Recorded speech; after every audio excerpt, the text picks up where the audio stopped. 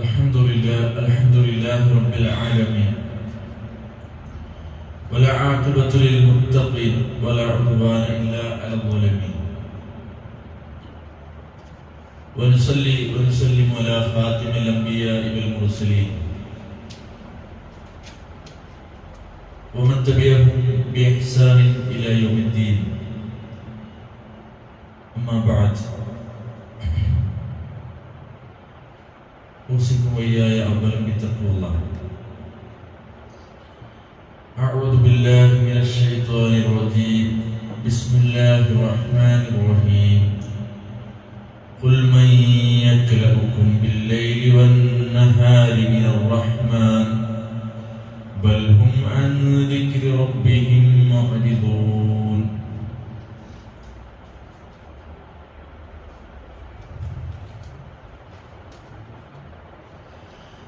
أم لهم آلهة تمنعهم من دوننا لا يستطيعون نصر أنفسهم ولا هم منا يسحبون. بل متعنا هؤلاء وآباءهم حتى طال عليهم العمر أفلا يرون أنا نأتي الأرض ننقصها من أطرافها أفهم الغالبون.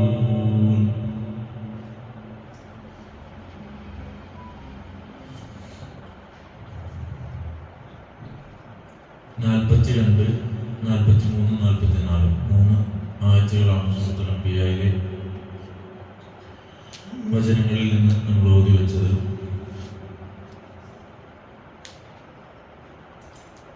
തൊട്ടു മുമ്പുള്ള ആയത്തുകളിൽ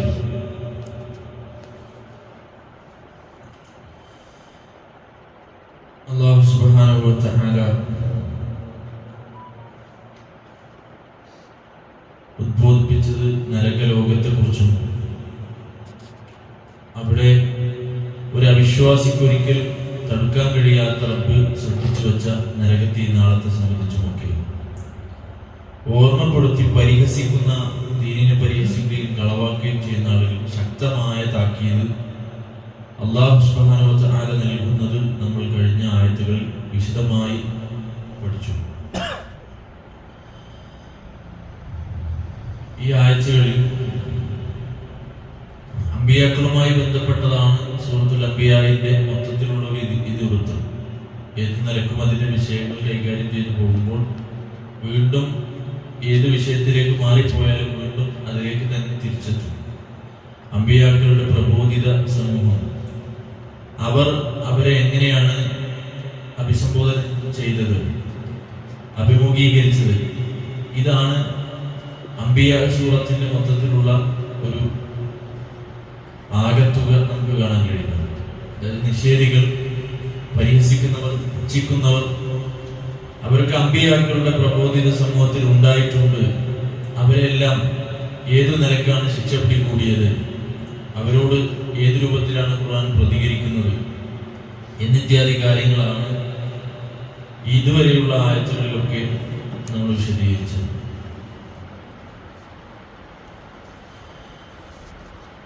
നാൽപ്പത്തിയൊന്നാമത്തെ ആയത്തിൽ അല്ലാഹു പറഞ്ഞത് വലഖദ് ഇസ്തുഹ്സിഅ ബിറുസുലിൻ മിൻ ഖബ്ലിക ഫഹാഖ ബില്ലദീന സഖിറൂ മിൻഹും മാ കാനൂ ബിഹി യസ്തഹ്സിഊൻ. ദൈവദൂതന്മാരെ നിനക്ക് മുമ്പും പുച്ഛിച്ചു തള്ളിയിട്ടുണ്ട്, പരിഹസിക്കപ്പെട്ടിട്ടുണ്ട്. എന്താണോ അവർ പരിഹസിച്ചത് ആ കാര്യം തന്നെ അവരെ പിടികൂടി.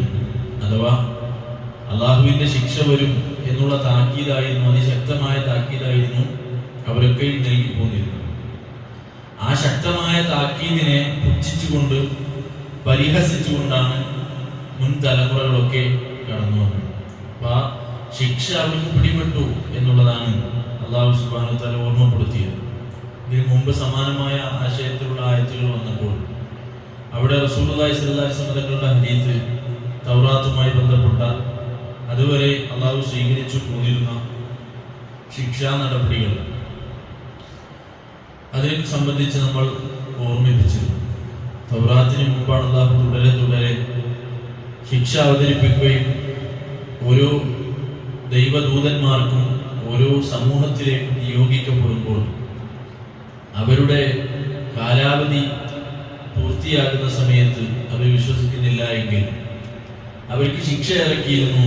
അവരുടെ നിഷേധം അതിശക്തമാകുമ്പോൾ അള്ളാഹു ആകാശ ലോകത്തിൽ നിന്നും ശിക്ഷ ഇറക്കി പ്രകൃതിയാൽ അവരെ നശിപ്പിച്ചു കളയുന്ന നടപടി ഉണ്ടായിട്ടുണ്ട് എന്ന് നമ്മൾ സൂചിപ്പിച്ചതാണ്.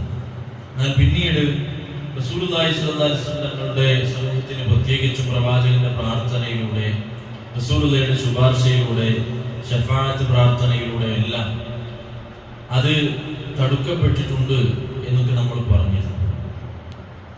ഈ ആയത്തിൽ 42-ാമത്തെ ആയത്ത് നമുക്കൊന്ന് പാരായണം ചെയ്യാം. أعوذ بالله من الشيطان الرجيم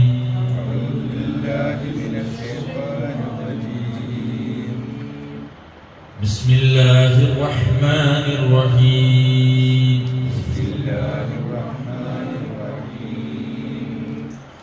قل من يكلؤكم بالليل والنهار من الرحمن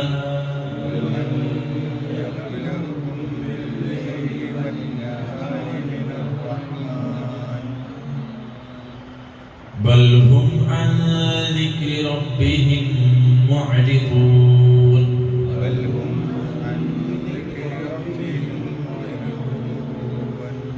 قل من يكلؤكم بالليل والنهار من الرحمن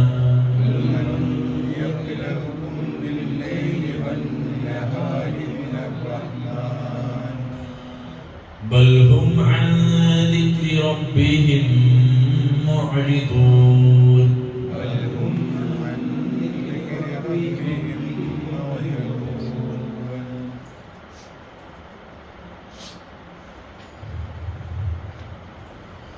أم لهم آلهة تمنعهم من دوننا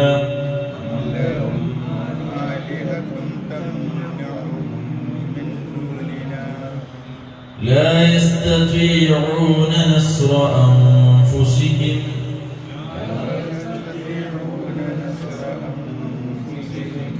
ولا هم منا يسحبون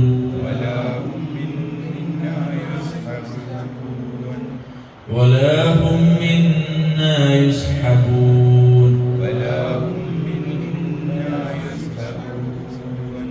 أم لهم آلهة تمنعهم من دوننا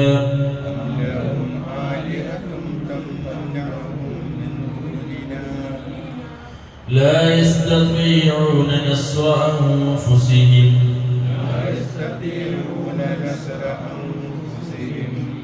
ولا هم منا يسحبون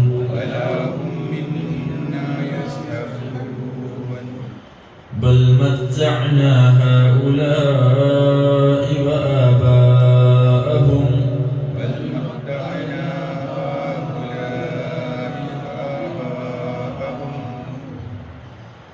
حتى طال عليهم العمر أفلا يرون أنا نأتي الأرض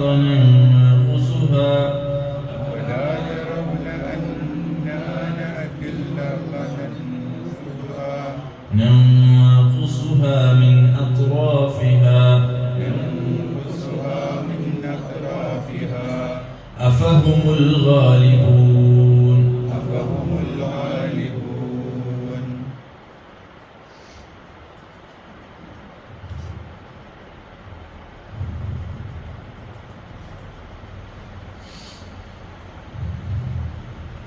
بسم الله الحمد لله أعوذ بالله من الشيطان الرجيم قل من يكلؤكم بالليل والنهار من الرحمن بل هم عن ذكر ربهم معرضون قل പറയുക നബിയെ നബിയോട് ഉദ്ദേശാർത്ഥാണ് കുൽ എന്ന പദത്തിൽ നബിയില്ല കുൽ പറയുക എന്നാണ് അർത്ഥം. ആരോടാണോ പറയുന്നത് അഭിസംബോധന ആരോടാണോ അയാളോട് പറയാൻ പറയാണ്. അപ്പൊ കുൽ പറയുക നബിയോടാണ് പ്രഥമമായ അഭിസംബോധന, നബിയോടാണ് പറയുന്നത്. നബിയെ പറഞ്ഞു കൊടുക്കുക, നബിയെ പറയുക. മൻ ആരാണ് യഖ്ലഉകും രക്ഷ നൽകുന്നത്, യഖ്ലഉകും രക്ഷ നൽകുന്നത്, ബില്ലൈൽ രാത്രികളിൽ, രാത്രികളിൽ രക്ഷ നൽകുന്നത് ആരാണ്, വന്നഹാർ പകലിൽ, രാപ്പകലുകളിൽ രക്ഷ നൽകുന്നത് ആരാണ്, മിനർ റഹ്മാൻ പരമകാരുണികളിൽ നിന്ന് രക്ഷ നൽകുന്നു. അപ്പൊ പരമകാരുണികളിൽ നിന്നും പിന്നെ ഇതിനാണ് രക്ഷ. അള്ളാഹുവിന്റെ ശിക്ഷ അള്ളാഹ്ക്കാണെങ്കിൽ അള്ളാഹുവിന്റെ അടുക്കൽ നിന്നും രക്ഷപ്പെടുത്താൻ, രക്ഷ നൽകാൻ ആരാണുള്ളത് എന്നാണ് ചോദ്യം. ഇത് അറിയാൻ വേണ്ടിയുള്ള ചോദ്യമല്ല, ഇത് അറിയാൻ വേണ്ടി ചോദിക്കില്ല. ആരാണ് നിങ്ങളെ രക്ഷിക്കാനുള്ളത് എന്ന് വെച്ചാൽ അവരെ ആലോചിച്ചിട്ട് മറുപടി പറയാൻ വേണ്ടിയുള്ള ചോദ്യമല്ല. ഇതൊരിക്കലും ഇസ്തിഫാമിയായിട്ടുള്ള ഉത്തരം അറിയാൻ വേണ്ടിയുള്ള ചോദ്യമല്ല. ഈ ചോദ്യം ഇൻകാരിയാണ്, ആരുമില്ലാന്ന് ബോധ്യപ്പെടുത്താൻ വേണ്ടി ഒരു ചോദ്യശരത്തിലൂടെ ശൈലിയിൽ, ചോദ്യത്തിന്റെ ശൈലിയിൽ പറയാം. ഇപ്പോൾ കുട്ടികൾ വാപ്പാനോട് പുറത്തേക്ക് പോകാൻ ആവശ്യം ചോദിച്ചു കഴിഞ്ഞാൽ വാപ്പ വിടുന്നില്ലെങ്കിൽ കുറെ നേരം പിന്നെയും വാശി പിടിച്ചാൽ വാപ്പ പറയുന്നൊരു മറുപടി ഉണ്ട്, നെയ്യൻ പോയിക്കോണം. അപ്പൊ ശരി, വാപ്പ വിട്ടൂല്ലേ എന്ന് പറഞ്ഞിട്ട് കുട്ടി പോകാൻ നിൽക്കില്ലല്ലോ. അതൊരു ഭാഷാ പ്രയോഗമാണ്. പൊക്കോ എന്ന് പറഞ്ഞാലും പോകരുത് എന്നാണ് പറഞ്ഞതിന്റെ ഉദ്ദേശം. അതൊരു ഭീഷണിയുടെ രൂപത്തിലുള്ള ശൈലിയാണ്. എന്നതുപോലെ അറബിയിലുള്ള ശൈലിയാണ്. ആരാണ് നിങ്ങളെ രക്ഷപ്പെടുത്തുക, ആരുമില്ല എന്ന് ബോധ്യപ്പെടുത്തിക്കൊണ്ട് പറയുന്ന ശൈലിയാണ് നമുക്ക്. മൻ ബൽ അല്ല, ഹും അവർ, അൻ ദിക്രി റബ്ബിഹിം റബ്ബിന്റെ ആ ഉത്ബോധനത്തിൽ നിന്നും മുഅ്രിദൂൻ തിരിഞ്ഞു കളയുകയാണ്. അവർ അല്ലാഹുവിന്റെ രക്ഷിതാവിന്റെ ഉത്ബോധനത്തിൽ നിന്നും തിരിഞ്ഞു കളയുകയാണ്. അതിന്റെ അർത്ഥം നോക്കി നോക്കാം. ഖുൽ പറയുക, മൻ ആരാണ്, മൻ എന്ന് പറഞ്ഞാൽ ആരാണ്. അല്ല ഖബറിലെ ചോദ്യം നിങ്ങൾ അലച്ചു. മൻ റബ്ബുക വമാ ദീനുക വമാ ഹാദർ റജുലുൽ ലദീ ബുഇസ ഇലൈഹി. നബിയുടെ പിന്നെ ഛായ കാണിച്ച് ചോദിക്കും, ഈ വ്യക്തി ആരാണ്, ദീനി. ആ ഹദീസിൽ എന്നുള്ളത് മൻ റബ്ബുക, ആരാണ് നിന്റെ റബ്ബ് എന്നാണ്. അപ്പൊ മൻ എന്ന് പറഞ്ഞാൽ ആരാണ്. ഖുൽ പറയുക, മൻ ആരാണ് യഖ്ലഉകും നിങ്ങളെ രക്ഷപ്പെടുത്തുന്നത്, നിങ്ങൾക്ക് കാവൽ നൽകുന്നത്. യഖ്ലഉകും എന്ന് പറഞ്ഞാൽ നിങ്ങൾക്ക് കാവൽ നൽകുന്നത്. അപ്പൊ നിങ്ങൾ സലാമിന്റെ പദങ്ങളിൽ ശ്രദ്ധിച്ചു.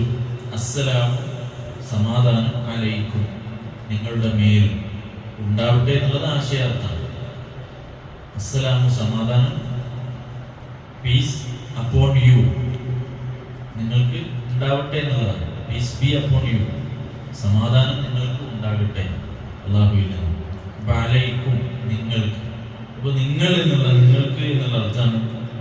കും എന്ന വാക്യപ്പ് വന്നാലും അത് നിങ്ങൾക്ക് എന്നുള്ളൊരു ആശയത്തിലാണ്. അപ്പൊ യഖ്ലഉകും നിങ്ങൾക്ക് രക്ഷ നൽകുന്നത് ആരാണ്. ബില്ലൈൽ എന്നറിയാം, ലൈൽ രാത്രിയാണ്. വന്നഹാർ പകൽ, നഹാർ പകലാണ്. മിനർ റഹ്മാൻ പരമകാരുണികളിൽ നിന്ന്, റഹ്മാനായ അല്ലാഹുവിൽ നിന്ന്. ബൽ അല്ല, വേറെ അർത്ഥമുണ്ട്, വേണ്ട എന്നുള്ള അർത്ഥമുണ്ട്. അല്ല, ഹും അൻ ദിക്രി റബ്ബിഹിം അവർ തങ്ങളുടെ റബ്ബിഹിം അവരുടെ രക്ഷിതാവിന്റെ ദിക്റിൽ നിന്ന്. ദിക്ർ എന്ന് പറഞ്ഞാൽ ഉത്ബോധനം. ഇവിടെ ഉദ്ദേശിക്കുന്നത് ദിക്ർ എന്താ, ഖുർആനിൽ ദിക്ർ എന്ന് ഖുർആനിൽ പ്രയോഗിച്ചിട്ടുണ്ട്. ഇവിടെ വഹീനെ ഉദ്ദേശിച്ചിട്ടാണ് ദിക്ർ എന്ന് പറയുന്നത്.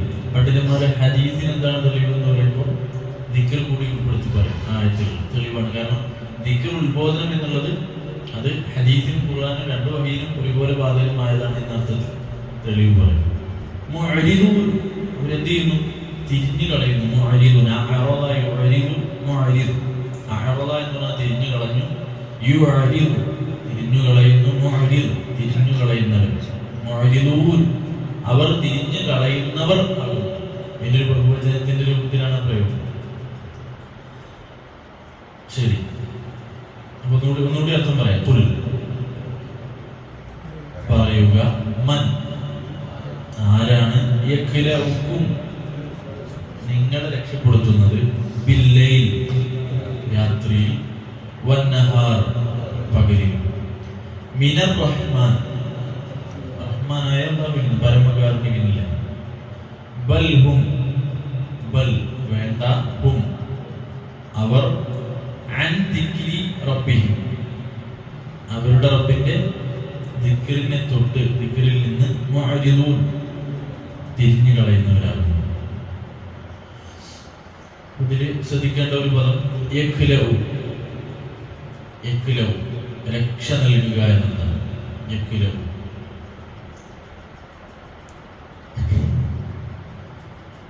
ഇനി ശേഷമുള്ള ഒരായത്ത്, അം ലഹും ആലിഹത്തുൻ തംനഉഹും മിൻ ദൂനിനാ ലാ യസ്തതിഊന നസ്റ അൻഫുസിഹിം വലാ ഹും മിന്നാ യുസ്ഹബൂൻ. അം ലഹും അവർക്ക്, അതല്ല അവർക്കുണ്ടോ, അം ലഹും അവർക്കുണ്ടോ, ആലിഹത്തുൻ ഇലാഹിന്റെ ബഹുവചനാണ് ആലിഹത്ത്. ഇലാഹ് പറഞ്ഞ ഒരു ഇലാഹ്, ആലിഹത്ത് എന്ന് പറഞ്ഞാൽ ഒരുപാട് ആരാധ്യന്മാർ, ഇലാഹുമാർ. ആലിഹത്തുൻ ആരാധ്യന്മാർ അവർക്കുണ്ടോ, തംനഉഹും തടയുന്ന, മനഅ യംനഉ മനഅ എന്നൊക്കെ പറഞ്ഞാൽ യംനഉ തംനഉഹും അവരെ തടയുന്ന, മിൻ ദൂനിനാ നമുക്ക് പുറമെ. അല്ല ഒരുപാട് എണ്ണം ഉണ്ട് എന്ന് പറയാൻ യുക്തിവാദികൾ ഉപയോഗിക്കുന്നത്. അറബി ഭാഷയിൽ നമ്മൾ, ഞങ്ങൾ എന്നുള്ള രൂപത്തിൽ പ്രയോഗിച്ച പ്രയോഗങ്ങളെ ബഹുമാന സ്വരങ്ങളിൽ ഉപയോഗിച്ചിരിക്കുന്ന സ്വരങ്ങളൊക്കെ എടുത്തിട്ട് അത് ഞങ്ങൾ, ഒരുപാട്, ഞങ്ങളെല്ലാവരെയും അല്ലാഹു എല്ലാ ആളുകളെയും കൂടിയിട്ട് പിന്നെ തടയും. അള്ളാഹു ഒരുപാട് എണ്ണമുണ്ട് എന്ന് പറയാൻ വേണ്ടിയിട്ടും വൈരുദ്ധ്യമുണ്ട് എന്ന് പറയാൻ വേണ്ടിയിട്ടാണ് അത് ഉപയോഗിക്കുക. ബഹുവചനത്തിന്റെ ശൈലി ഉപയോഗിച്ചല്ലോ എന്ന് പറയും. അപ്പൊ നമുക്ക് മലയാളത്തിൽ തന്നെ ഞാൻ മുമ്പ് പറഞ്ഞിട്ടുള്ളതാണ്, സൂചിപ്പിച്ചതാണ്. നമ്മൾ തന്നെ ഒരു വ്യക്തിയാണ് നമ്മുടെ വീട്ടിൽ വന്നെങ്കിൽ നമ്മൾ എന്ത് പറയും, നിങ്ങളെപ്പോഴെത്തിയത് ചോദിക്കും. അപ്പൊ നിങ്ങൾ എന്നുള്ള പദം ഒരുപാട് ആളുകൾക്ക് ഉപയോഗിക്കുന്നതല്ലേ, അങ്ങനെ ഒരാളെ വന്നിട്ടുള്ളൂ എന്ന് അയാൾ പറയില്ലല്ലോ.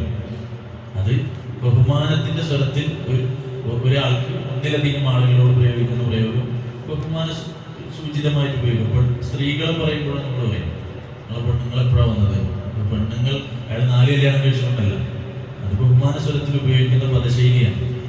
പിന്നെ ആശയാലങ്കാരമാണ്, പദാലങ്കാരമാണ്. അപ്പൊ അത് ഏത് ഭാഷയിലുള്ളതുപോലെ അറബിയിലുണ്ട്. അപ്പൊ അത് ഒന്നിലധികം അല്ലാഹുണ്ട്, ഒരുപാട് ആളുകളുണ്ട്. പിന്നെ ഏകദൈവ വിശ്വാസത്തിന് ഘടകവിരുദ്ധമായിട്ട് ഖുർആനിൽ നിന്ന് തെളിവുള്ളതല്ല. ലാ യസ്തതിഊൻ, അപ്പോൾ ഒന്നുകൂടി പറയാം, അം ലഹും അവർക്കുണ്ടോ, ആലിഹത്തുൻ ഇലാഹുമാരുണ്ടോ, തംനഉഹും അവരെ തടയുന്ന ഇലാഹുമാർ, മിൻ ദൂനിനാ നമുക്ക് പുറമെ. അല്ലാഹുവാണ് അവരെ സംരക്ഷിക്കുന്നത്. അങ്ങനെ അള്ളാഹ് സംരക്ഷിക്കുന്നതിന് പുറമെ വേറെ ആരെങ്കിലും അവരെ സംരക്ഷിക്കാനുണ്ടോ? അവർക്ക് ഉപദ്രവങ്ങളെ തടയുന്ന, അവർക്ക് ഉപദ്രവങ്ങൾ സംഭവിക്കുമ്പോൾ അതിൽ നിന്ന് അവരെ തടയുന്ന, രക്ഷിക്കുന്ന വേറെ ഇലാഹുമാർ അവർക്കുണ്ടോ? ഇനിയോ, ലാ യസ്തതിഊൻ അവർക്ക് സാധിക്കുകയില്ല. ആര്? ഈ ആരാധ്യന്മാർ, അള്ളാഹ്ക്ക് പുറമെ ഏത് സമന്മാരുണ്ടാക്കിയാലും ഏത് ശക്തികളെ അള്ളാഹ്ക്ക് പുറമെ പ്രതിഷ്ഠിച്ചാലും അവർക്ക് കഴിയില്ല, ഈ ആരാധ്യന്മാർക്ക് കഴിയില്ല. നസ്റ സഹായിക്കാൻ കഴിയില്ല, സഹായം.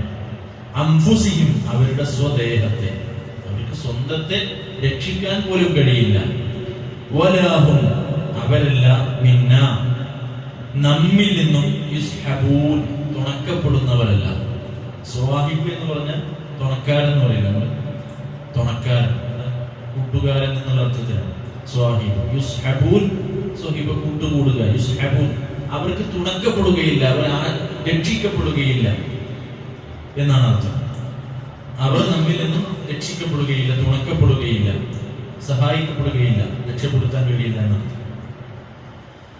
അടുത്തൊരായത്ത്, ബൽ മത്തഅനാ ഹൗലാഇ വആബാഅഹും ഹത്താ ത്വലഅ عليهم العمر أفلا يرون أنا نأتي الأرض ننقصها من أطرافها أفهم الغالبون بل ألا متعنا നാം വിഭവ സുഖം നൽകി. മതാ എന്ന് പറഞ്ഞാൽ ചരക്കിനാണ് പറയുക. കച്ചവട ചരക്കിന് മതാ എന്ന് പറയും. ഐഹിക ജീവിതം വെറും കച്ചവട ചരക്കാണ്, വിഭവമാണ്, വഞ്ചിക്കുന്ന വിഭവമാണ് എന്നൊക്കെ പറഞ്ഞാൽ നമുക്ക് മറ്റ് വചനങ്ങളിൽ കാണാം. മത്തഅന നാം സുഖം നൽകി, അല്ല നാം സുഖം നൽകി. ഹൗലാഇ ഇക്കൂട്ടർക്ക്, ഇവർക്ക് സുഖം നൽകി. വആബാഅഹും അവരുടെ പിതാക്കന്മാർക്ക്. അബുൻ എന്ന് പറഞ്ഞ പിതാവ്, ആബാ എന്ന് പറഞ്ഞ പിതാക്കന്മാർ ബഹുവചനം. ആബാഅഹും അവരുടെ പിതാക്കന്മാർ, ആബാഅഹും അവരുടെ പിതാക്കന്മാർ. ഹത്താ ഏതുവരെ? ത്വാല അലൈഹിം, ത്വാല അലൈഹിം അവരുടെ മേൽ ദീർഘിക്കുവോളം. ഹത്താ വരെ, ത്വാല ദീർഘിക്കുന്നത് വരെ, ദീർഘിക്കുവോളം.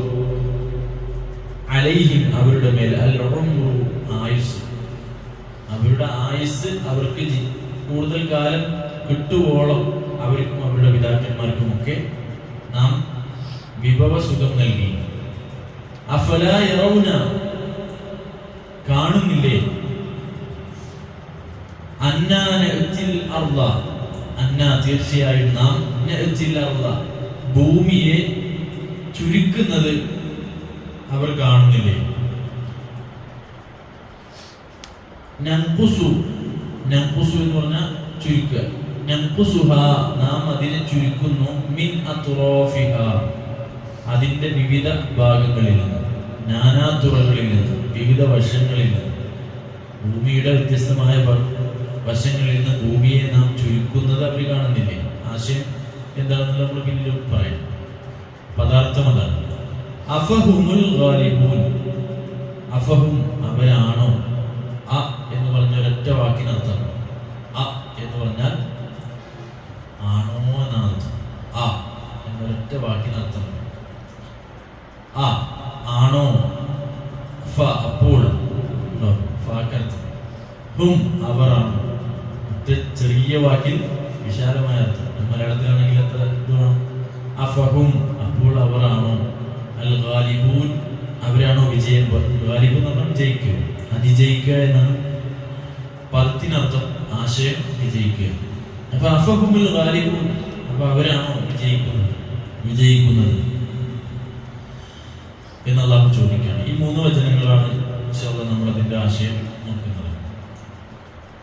ആദ്യത്തെ ആയത്ത് തുൽമൻ യക്ലഉകും ബില്ലൈലി വന്നഹാർ, രാപ്പകലുകളിൽ ആരാണ് അവർക്ക് കാവൽ നൽകുന്നത്? അള്ളാഹുവിൽ നിന്ന് ആരാണ് അവർക്ക് കാവൽ നൽകാനുള്ളത്? വേണ്ട, അവർ അള്ളാഹുവിന്റെ ദൃഷ്ടാന്തത്തിൽ നിന്നും അവർ തിരിഞ്ഞു കളയുകയാണ്. എന്താ ഈ പറഞ്ഞത്? ദൈവദൂതന്മാരെ പരിഹസിച്ചു എന്നുള്ളതാണ് തൊട്ട് മുമ്പത്തായത്. അപ്പൊ ദൈവദൂതന്മാരെ പരിഹസിച്ചവർക്കെല്ലാം ശിക്ഷ വന്നെത്തിയിട്ടുണ്ട്. വിശുദ്ധ ഖുർആനിലെ ഒരായത്ത് സൂറത്തുൽ മുഅ്മിനൂൻ, ഒരു മുസാഫ്, സൂറത്തുൽ മുഅ്മിനൂനിൽ അല്ലാഹു സുബ്ഹാനഹു വ തആല പറഞ്ഞു വെച്ച ആശയങ്ങളുടെ, ആ അടുക്കി വെച്ച ആയത്തുകളിൽ നിന്ന് നമുക്ക് മനസ്സിലാക്കാൻ പറ്റാവുന്ന, പണ്ഡിതന്മാർ എടുത്തു കാണിച്ച ഒരു കാര്യം പ്രത്യേകമായി നമുക്ക് മനസ്സിലാക്കാൻ കഴിയും ഈ ഒരു ഭാഗത്ത്. കാരണം ഇവിടെ വിഷയം അമ്പിയാക്കളെ പരിഹസിച്ചു എന്നുള്ളതാണ്. അമ്പിയാക്കളെ പരിഹസിക്കുന്നവർക്കെല്ലാം അല്ലാഹു സുബ്ഹാനഹു വ തആല ശിക്ഷയാണ്. അമ്പിയാക്കളെ പരിഹസിക്കുന്നവർക്കെല്ലാം അല്ലാഹു തആല ശിക്ഷയിറക്കും. അവരുടെ നിഷേധം അധികമാകുമ്പോൾ അള്ളാഹുവിന്റെ മുൻകാലങ്ങളിലുള്ള നടപടി എന്ന് പറയുന്നത് അവർക്ക് ശിക്ഷ ഇറക്കുക എന്നുള്ളതാണ്. അപ്പൊ ഒരു പരിധി വരെ മാത്രമേ അല്ലാഹു സുബ്ഹാനഹു വ തആല അവർക്ക് ആ വിട്ടു നൽകലുണ്ടാവുകയുള്ളൂ. സൂറത്തുൽ മുഅ്മിനൂൻ 23-ാം അധ്യായം, അതിന്റെ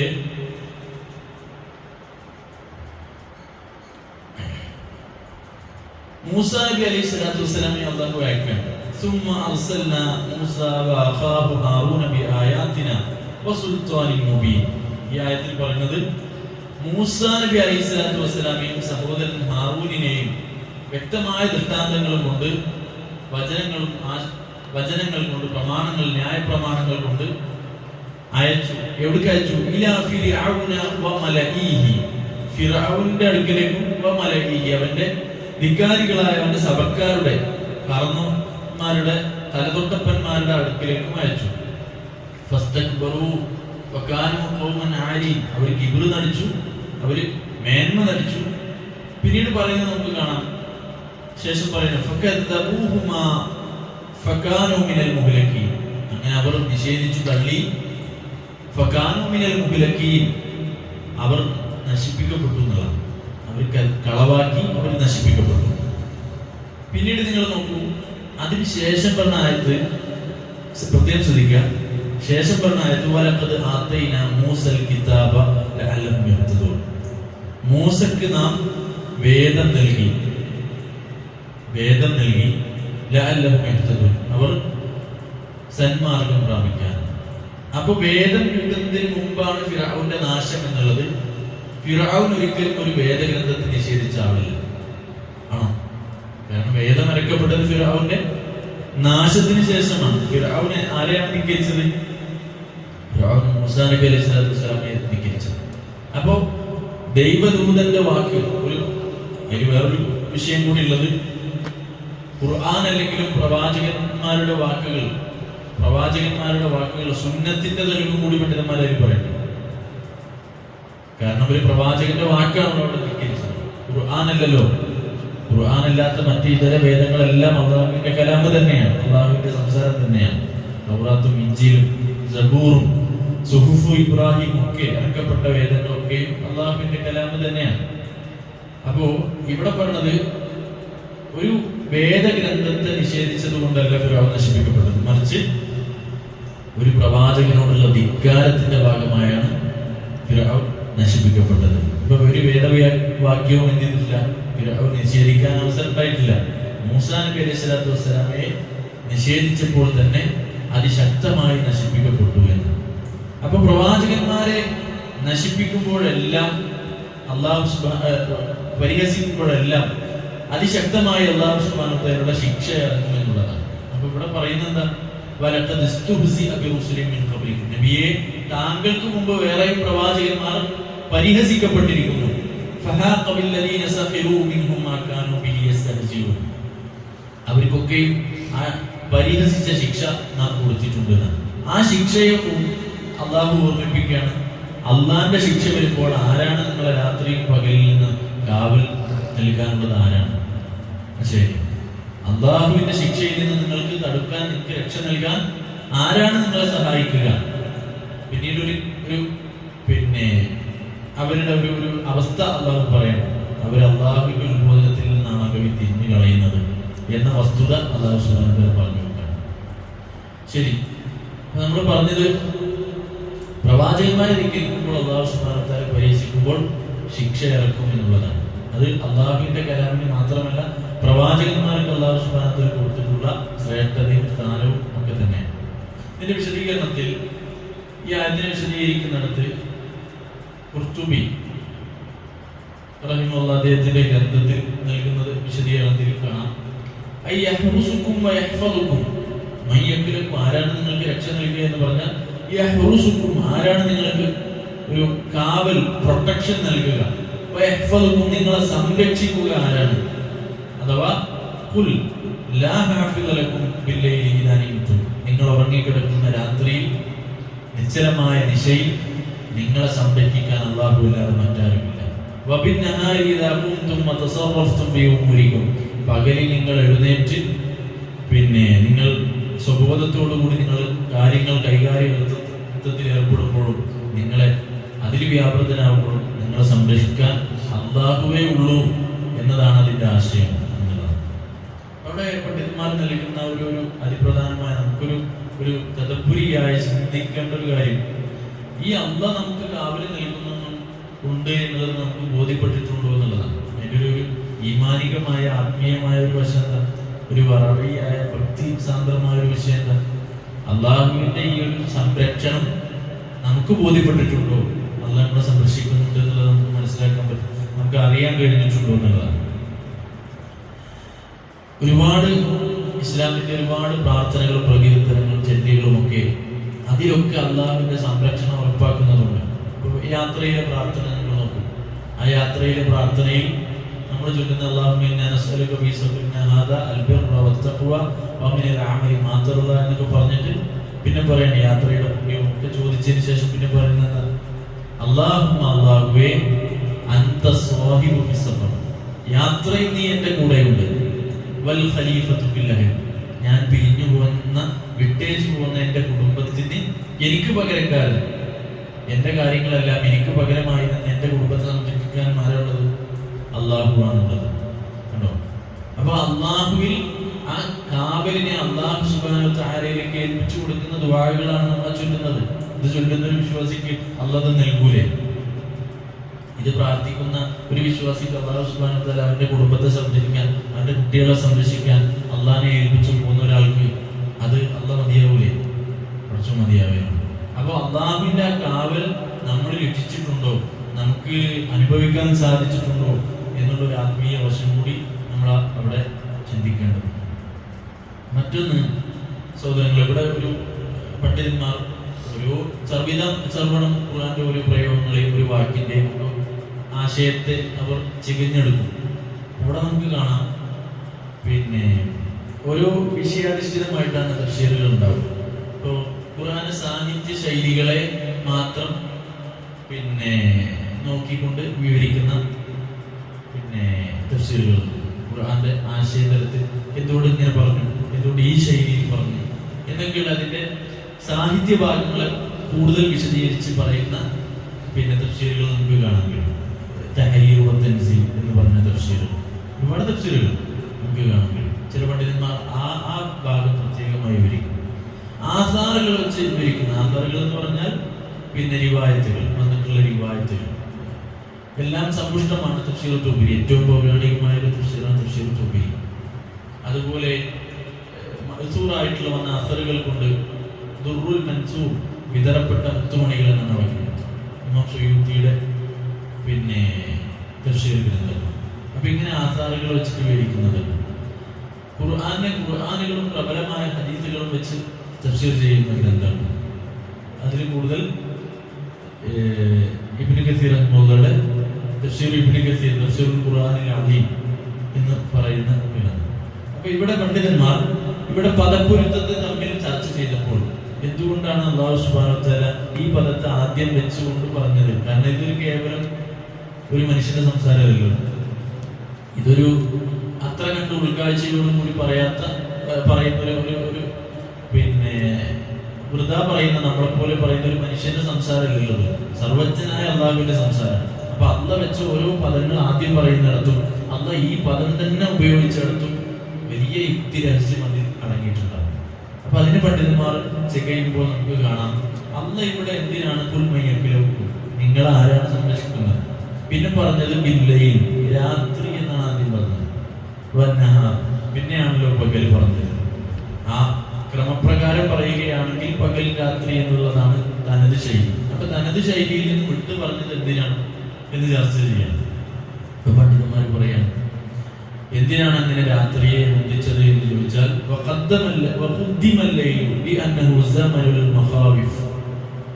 രാത്രിയാണ് മനുഷ്യനേറെ അപകടങ്ങൾ നിറഞ്ഞിട്ടുള്ള സമയം. പകലിനെ അപേക്ഷിച്ച് രാത്രികളിലാണ് മനുഷ്യർക്ക് ഏറ്റവും കൂടുതൽ അഭയം, പ്രൊട്ടക്ഷൻ, സംരക്ഷണം ആവശ്യമുള്ളത്.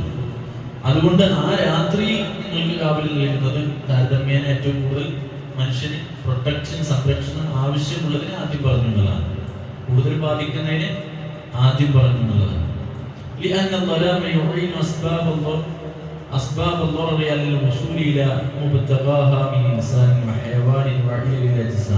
രാത്രികളിലാണ് മനുഷ്യന് പിന്നെ ജീവികളിൽ നിന്ന് ആപൽക്കരമായ ഘട്ടങ്ങൾ ഉണ്ടാവുക, ശരീരങ്ങളിൽ ആപൽക്കരമായ ഘട്ടങ്ങൾ ഉണ്ടാവുക. അതുപോലെ സാഹചര്യങ്ങളാൽ മനുഷ്യൻ ഏറ്റവും അപകടകരമായത് താരതമ്യേന പകലിനെ അപേക്ഷിച്ച് രാത്രിയാണ്. അപ്പൊ രാത്രി എന്ന് ആദ്യം പറഞ്ഞിട്ട് പിന്നെ പകൽ പറഞ്ഞു. അപ്പൊ ഏതാണോ കൂടുതൽ അപകട സാധ്യത അതിനെ ആദ്യം പറഞ്ഞിട്ട് അതിൽ നിന്നും കാവലിനെ തേടുന്നത് അള്ളാഹുവാണല്ലോ. അതുപോലെ പകലിൽ കാവലിനെ നൽകുന്നത് അള്ളാഹുവാണല്ലോ എന്ന് അള്ളാഹു സുബ്ഹാനഹു വ തആല പറഞ്ഞത് പണ്ഡിതന്മാർ പറയാം. അപ്പൊ രാപ്പകലുകളിൽ അള്ളാഹുവിന്റെ ശിക്ഷയിൽ നിന്നാണെങ്കിലും രാപ്പകലിൽ വന്നു ചേരുന്ന ഉപദ്രവങ്ങളിൽ നിന്നാണെങ്കിലും നിങ്ങൾക്ക് കാവല് തരാൻ ആരേ ഉള്ളൂ? അള്ളാഹു മാത്രമേ ഉള്ളൂ എന്നാണ് പറഞ്ഞു വെക്കുന്നത്. ഇവിടെ ശിക്ഷയിൽ പറഞ്ഞിട്ടുണ്ട്. ശിക്ഷയെ കുറിച്ച് അള്ളാന്റെ ശിക്ഷ വന്നാൽ നിങ്ങൾക്ക് തടുക്കാൻ ആരാളുള്ളത് എന്ന് പറഞ്ഞു. രാപ്പകലുകളിൽ നിങ്ങൾക്ക് വന്നു ചേരുന്ന വിപത്തുകളിൽ നിന്ന് നിങ്ങൾക്ക് കാവൽ തരാൻ ആരാണുള്ളത് എന്നും അള്ളാഹു സുബ്ഹാനഹു വ തആല പറഞ്ഞു വെച്ചു. തഫ്സീർ ഇബ്നു ആഷൂറിലാണ് ആ ഒരു വിശദീകരണം നമുക്ക് കാണാൻ സാധിക്കുന്നത്. മറ്റൊന്ന് അള്ളാഹുവിന്റെ കാവലിൽ കിട്ടുന്ന വിഷയങ്ങളാണ്. അള്ളാഹിന്റെ കാവൽ എപ്പോഴാണ് നമുക്ക് കിട്ടും? ഒരുപാട് വിഷയങ്ങൾ പറഞ്ഞത് നമുക്ക് കാണാൻ കഴിയും. ഒന്ന് സുബഹി നിസ്കാരമാണ്. തുടക്കം തന്നെ ഒരു വിശ്വാസിയുടെ തുടക്കം തന്നെ എഴുന്നേറ്റാനുള്ള പ്രാർത്ഥന, വീട്ടിൽ നിന്ന് പുറപ്പെടുമ്പോൾ, ഇപ്പോൾ വീട്ടിൽ നിന്നും പുറപ്പെടുമ്പോഴുള്ള ദുആ ബിസ്മില്ലാഹി തവക്കൽതു അലല്ലാഹ് എന്ന് തുടങ്ങുന്ന ആ ദുആ പറയുമ്പോൾ, ആ ഒരു വിർദ് ദിക്ർ പറയുമ്പോൾ അവനെ പഠിപ്പിക്കാൻ കഴിയില്ല എന്ന് പിശാച പറയുന്നത്. ആരെ പഠിപ്പിക്കുന്നത്? പിശാചാണ്. പിശാച് പറയുന്നത് ഒരിക്കലും അവനെ പഠിപ്പിക്കാൻ കഴിയില്ല. കാരണം അവനാ ദിക്ർ പറഞ്ഞു കഴിഞ്ഞു. ബിസ്മി ചൊല്ലി ഒരു മനുഷ്യൻ കഥകടച്ചു കഴിഞ്ഞാൽ വേറെ ഏതെങ്കിലും വീടിന്റെ വശങ്ങൾ പൊളിഞ്ഞാലും അതിൽ കൂടെ ഒക്കെ നുഴഞ്ഞു കയറും എന്നുള്ളതല്ല. വീട് അടക്കുമ്പോൾ ബിസ്മി ചൊല്ലി അള്ളാന്റെ നാമത്തോടു കൂടി കഥകടച്ചാൽ ആ സംരക്ഷണം വീടിനുള്ളിലേക്ക് പിശാചിന്റെ സ്വൈര്യ വിഹാരം ഇല്ല എന്ന് പറഞ്ഞതാണ്. പിന്നെ ജനല് തുറന്നിട്ട് അതേ കൂടെ പിശാച് കയറില്ലെന്ന് ചിന്തിക്കേണ്ട ആവശ്യമില്ല. പിന്നെ ഭവനത്തിന് കാവൽ അള്ളാഹ് പിശാചുള്ളിൽ കയറാതെ അള്ളാഹുവാണ് സംരക്ഷണം തരുന്നത്. പിന്നെ അവിടെ പൊളിഞ്ഞേ കൂടെ കയറൂല, ഓട്ടയെ കൂടെ കയറൂല എന്ന് ചിന്തിക്കുന്നതിൽ അർത്ഥമല്ല. അപ്പോ സുബ്ഹ് നിസ്കാരം അത്തരത്തിൽ ഏറ്റവും അതിപ്രധാനമായ ഒന്നാണ്. റസൂൽ പറഞ്ഞു, പിന്നെ മൻ സ്വല്ല സുബ്ഹ, പുലരിയിൽ പ്രഭാത നമസ്കാരം ആരെങ്കിലും നിർവഹിച്ചാൽ, ഫി ജമാഅത്തിൻ, ജമാഅത്തോടു കൂടി സംഘടിതമായി നിസ്കരിച്ചാൽ, ഫഹുവ ഫീ ദിമ്മത്തില്ല, അള്ളാഹുവിന്റെ കാവലിലാണ് ആ മനുഷ്യൻ ഉള്ളത്. അള്ളാഹിന്റെ കാവലിൽ ആണ് ആ മനുഷ്യനുള്ളത്. വേറൊരു റിവായത്തിൽ കാണാം, ഹത്തായും സിയ, അന്ന് സന്ധ്യാസമയം വരെ, സൂര്യാസ്തമയം വരെ അള്ളാഹുവിന്റെ കാവൽ അയാൾക്ക് പ്രത്യേകമായി കിട്ടുമെന്നുള്ളതാണ്. അപ്പൊ അത് നൽകുന്ന ആ ഒരു സംരക്ഷണം എന്ന് പറയുന്നത് അള്ളാഹിന്റെ ഭാഗത്ത് നിന്ന് കിട്ടുന്ന സംരക്ഷണം. ഇപ്പൊ സുബ്ഹി നിസ്കാരത്തിന്റെ ജമാഅത്ത് നഷ്ടപ്പെട്ടാൽ നമുക്ക് ആ സംരക്ഷണമാണ് നഷ്ടപ്പെടുന്നത്. അന്നത്തെ അള്ളാഹുവിന്റെ പക്കൽ നിന്നുള്ളൊരു കാവൽ നഷ്ടപ്പെട്ടു നമുക്ക് എന്നാണ് കരുതേണ്ടത്.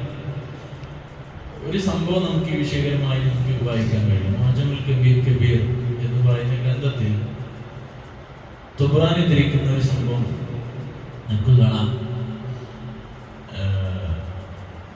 ഖിലാഫത്ത് ഭരണം, ഖുലഫാകളുടെ ഭരണത്തിന്റെ ശേഷം പിന്നീടുണ്ടായ സംഭവഗതികൾ നമുക്ക് വളരെയധികം പരിതാപകരമായ ഒരവസ്ഥ. ഹജ്ജാജ് ബിൻ യൂസുഫിന്റെ കാലഘട്ടത്തിൽ ഉണ്ടായ പ്രശ്നങ്ങളും രക്തചൊരിച്ചിലുകളും ഒക്കെ പറഞ്ഞാൽ വളരെയധികം സങ്കടകരമാണ്, ഹൃദയഭേദകരമായിട്ടുള്ള കാഴ്ചകളാണ് അവിടെ ഉണ്ടായിരുന്നത്. ആളുകളെ കൊല്ലുകയും ആളുകളെ നശിപ്പിക്കുകയും ഒക്കെ ചെയ്യുന്ന ഒരു സംഭവം. അപ്പൊ ഹജ്ജാജ് ക്രൂരനായിട്ടുള്ള ഭരണാധികാരിയാണ് ഹജ്ജാജ് ബിൻ യൂസുഫ്.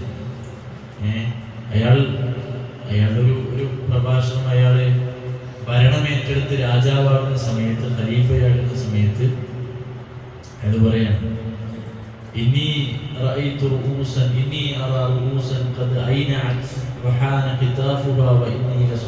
അയാളുടെ പിന്നെ കാവ്യവായനെയും പിന്നെ വാക്കുകളിൽ ഉണ്ടാകുന്ന പിന്നെ സാഹിത്യങ്ങളും ഒക്കെ പിന്നീട് സൂക്ഷിക്കപ്പെട്ടിട്ടുണ്ട് ഗ്രന്ഥങ്ങളിൽ. അയാൾ പറയണം, നല്ല പഴുത്ത് പാകമായി നിൽക്കുന്ന ചില തലകൾ ഞാൻ കാണുന്നുണ്ട്. അത് ഞാൻ തന്നെ പറിക്കും, ഞാൻ തന്നെ അത് പിഴുതെടുക്കും എന്ന് പറയാം. അത്ര ക്രൂരനായ ഒരു കാലഘട്ടമാണ് ഹജ്ജാജ് ബിൻ യൂസുഫിന്റെ കാലഘട്ടം. സഹാബിമാർക്കും ഒക്കെ ഒരുപാട് പ്രയാസമുണ്ടായ ഒരു സമയമാണ്. അപ്പോ അന്ന് പിന്നെ ഒരു സംഭവം നമുക്ക് കാണാം. അന്നൽ ഹജ്ജാജ് അമറ സാലിം ഇബ്നു അബ്ദില്ല ബിഖത്ലി റജുലിൻ. സാലിം ഇബ്നു അബ്ദില്ല താബിഈയായ വലിയ പണ്ഡിതനാണ്. അന്നത്തെ വലിയൊരു താബിഈയാണ്, വലിയ ഒരു പണ്ഡിതൻ കൂടിയാണ്. അപ്പൊ അദ്ദേഹത്തിന്റെ സദസ്സിൽ വെച്ചൊരു വ്യക്തിയെ അന്യായമായി കൊലപ്പെടുത്താൻ അദ്ദേഹത്തോട് പറഞ്ഞു. അനുസരിച്ചില്ലെങ്കിൽ കൊല്ലും, ഉറപ്പാണ്. ആ കൽപ്പന നടത്തിയില്ലെങ്കിൽ കൊല്ലും, അത്ര ക്രൂരനാണ്. അപ്പോ സാലിം ബിൻ അബ്ദുല്ലക്ക് വാള് കൊടുത്തിട്ട് കൊണ്ടു അയാളെ വെട്ടാൻ പറഞ്ഞു, അയാളെ കൊല്ലാൻ പറഞ്ഞു. അങ്ങനത്തെ ഒരു സാഹചര്യം. അപ്പോ അദ്ദേഹം പോയി. അദ്ദേഹം ബുദ്ധിമാനാണ്, ദൈക്ഷണികനാണ്, നല്ല അറിവുള്ള വ്യക്തിയാണ്, ഭക്തിയുള്ള മനുഷ്യനാണ്. അദ്ദേഹം അവിടെ പോയി തിരിച്ചു വന്നു. വെട്ടിയില്ല, കൊലപ്പെടുത്തിയില്ല. അപ്പൊ ഹജ്ജാജ് ചോദിച്ചു,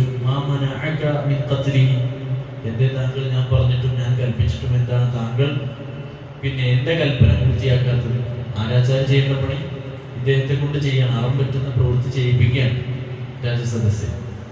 എന്തുകൊണ്ടാണ് ഞാൻ പറഞ്ഞിട്ടും കൽപ്പിച്ചിട്ടും പിന്നെ താങ്കൾക്ക് എന്താണ് ചെയ്യാൻ തടസ്സം എന്ന് ചോദിച്ചു. അദ്ദേഹം പറഞ്ഞു, ഹദ്ദസനി അബി അന്നഹു സമിഅ റസൂലുള്ളാഹി സ്വല്ലല്ലാഹു അലൈഹി വസല്ലം, എൻ്റെ വാപ്പ പ്രവാചകനിൽ നിന്ന് കേട്ട ഒരു ഹദീസ് എനിക്ക് ഓതി തന്നിട്ടുണ്ട്.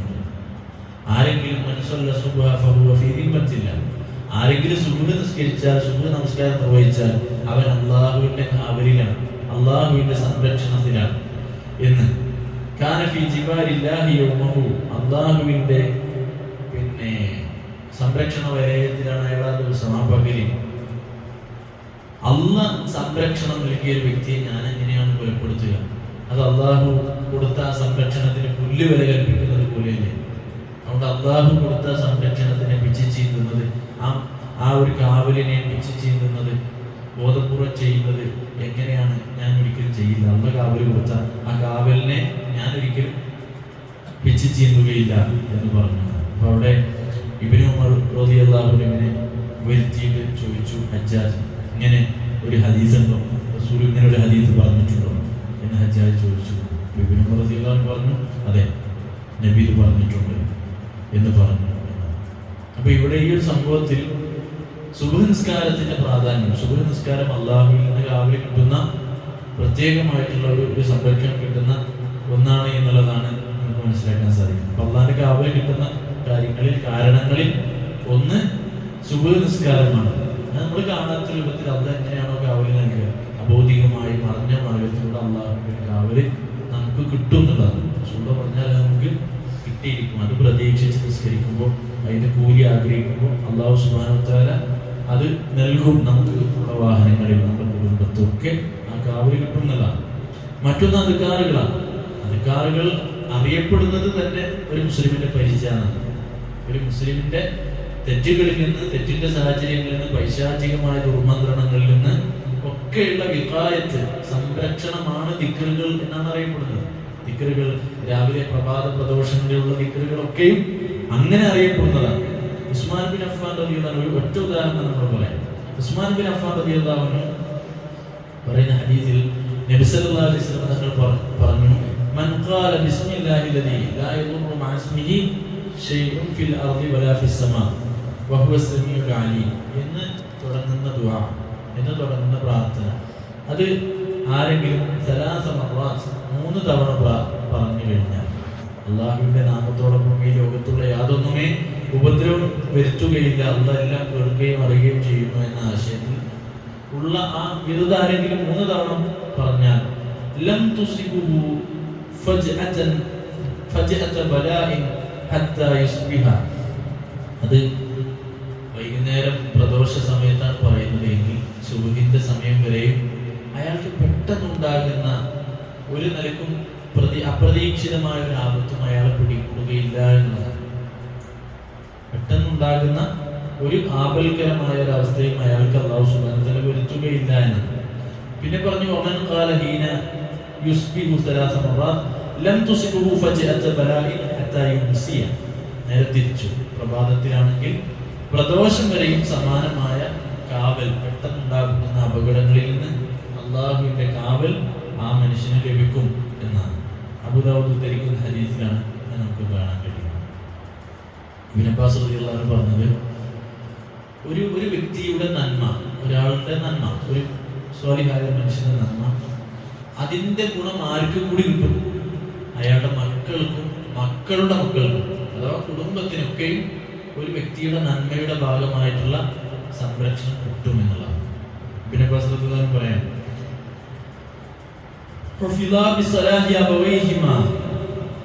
قال محمد بن المنكدر إن الله يحفظ بصلاح العبد ولده وولد ولده وعترته وعشيرته وأهل دويرات حوله فما يزالون في حفظ الله ما دام فيهم. ഒരു നല്ല മനുഷ്യൻ പ്രവൃത്തി ചെയ്യുന്ന ഒരു സ്വാലിഹായ മനുഷ്യന്റെ സജ്ജനങ്ങളിൽപ്പെട്ട ഒരു മനുഷ്യന്റെ പ്രവൃത്തി മൂലം അയാളുടെ കുട്ടിക്ക്, അയാളുടെ ചെറുമകന്, അയാളുടെ കുടുംബത്തിനാകമാനം ആ സ്വലാഹ്, ആ നന്മയുടെ ഭാഗമായിട്ടുള്ള ആ കാവൽ, ആ പ്രൊട്ടക്ഷൻ എല്ലാവർക്കും ബാധകമായിട്ടുള്ള അള്ളാഹുവിന്റെ പക്കൽ നിന്ന് ലഭിക്കും എന്നുള്ളതാണ്. ആലോചിച്ചു, അള്ളാഹ് ഒരു വ്യക്തിക്ക് നൽകുന്ന മഹത്വവും ഒരു മുഅ്മിന് അള്ളാഹ് നൽകുന്ന ആദരവും ഒന്നാലോചിച്ചു.